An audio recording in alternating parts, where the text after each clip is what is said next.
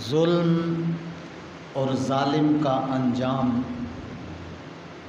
ضرور ہوتا ہے، اور ظالم جب ظلم کرتا ہے تو اللہ کی گرفت میں آتا ہے۔ اس بات کو قرآن و حدیث کی روشنی میں سمجھنا، اللہ تعالیٰ ہمیں قرآن و حدیث سن کر مکمل طور پر عمل کی توفیق عطا فرمائے۔ آیت کا لفظی ترجمہ اللہ کریم فرماتا ہے وَلَا تَحْسَبَنَّ اللَّهَ غَافِلًا عَمَّا يَعْمَلُ الظَّالِمُونَ، کہ ظالم اپنے کرتوتوں سے اللہ کو بے خبر نہ سمجھے۔ ظالم جب ظلم کرتا ہے، پروردگار عالم اس کے ظلم سے باخبر ہے،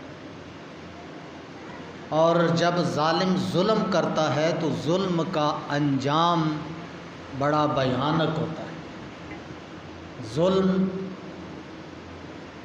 یہ ایسی صفت ہے کہ ظلم جو ہے یہ جہنم کے طبقات میں سے ایک طبقہ جس کو ظلم کہتے ہیں۔ تو ظالم جب ظلم کرتا ہے، ظلم پھر مختلف انداز میں ہوتے ہیں۔ انسانوں سے ظلم ہوا، جانوروں سے ظلم ہے، پڑوسی سے ظلم ہے، رشتہ داروں سے ظلم ہو گیا، بھائی بھائی سے ظلم کر بیٹھا، مختلف کسی بھی شکل میں ظلم اچھی بات نہیں، ظلم کا انجام بہت برا۔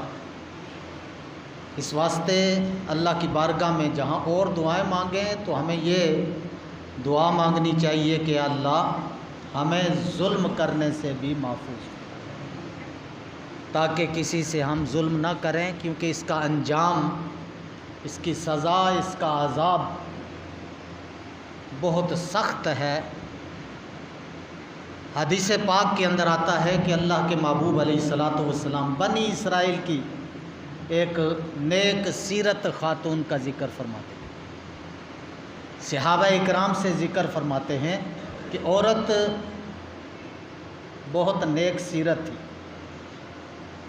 اس نے گھر میں پالتو بلی رکھی ہوئی تھی۔ حدیث کا مفہوم سمجھنے کے بعد یہ نتیجہ اخذ کرنا مشکل نہیں کہ جانور پر اور چھوٹی سی چھوٹی چیز پر ظلم اللہ کو برداشت نہیں، تو چہ جائے کہ کسی انسان جو اشرف المخلوقات ہے اس پر ظلم کیا جائے، تو پھر یہ اللہ کو کیسے برداشت ہے؟ ظلم کسی صورت میں ہو اللہ کو برداشت نہیں، سیدھی سی بات ہے اور سچی بات ہے۔ قرآن و حدیث کی روشنی میں یہ نچوڑ ہے کہ ظلم کی جزا، اس کی سزا بہت سخت بھیانک۔ اگر ہمیں پورا یقین ہو جائے، ہم سنتے ہیں لیکن غیر یقینی کیفیت میں سنتے ہیں، سنی کو انسنی کر دیتے ہیں، پھر ہم ہر قدم پر ظلم کر بیٹھتے ہیں، ہر نگاہ سے ظلم ہو جاتا ہے، ہر قدم، ہر دن اور رات میں ہم ظلم کے اندر رہتے ہیں۔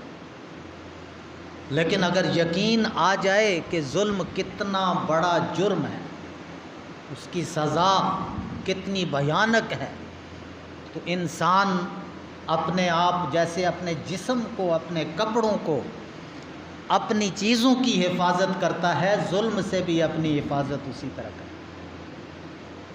آقا علیہ الصلوۃ والسلام کی حدیث پاک کا مفہوم ہے کہ نیک سیرت عورت تھی، نیک تھی، عورت بری نہیں تھی، یہ بھی نوٹ کرنا۔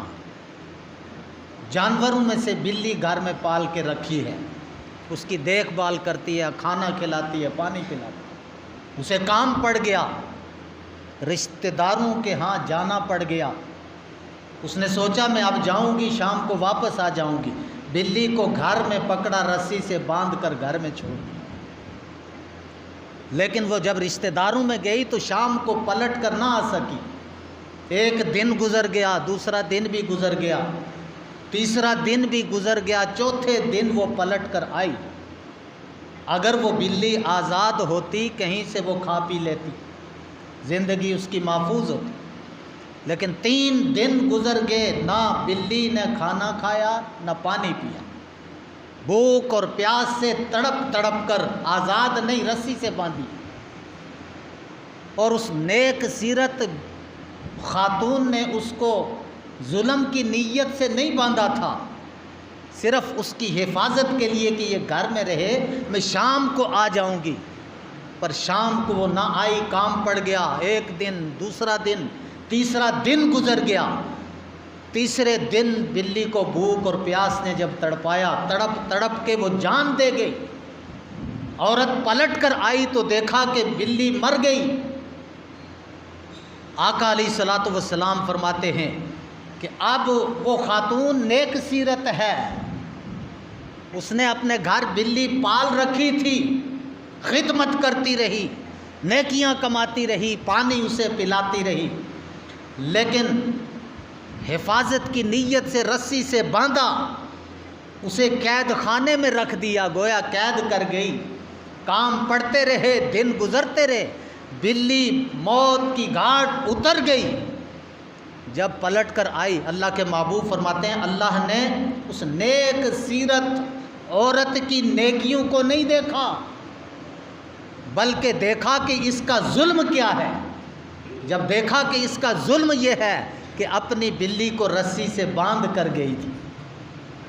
سرکار دو عالم صلی اللہ علیہ وسلم فرماتے ہیں کہ اب قیامت تک اس عورت پر قبر کے اندر بلی کا عذاب دیا گیا. کیا عذاب ہے؟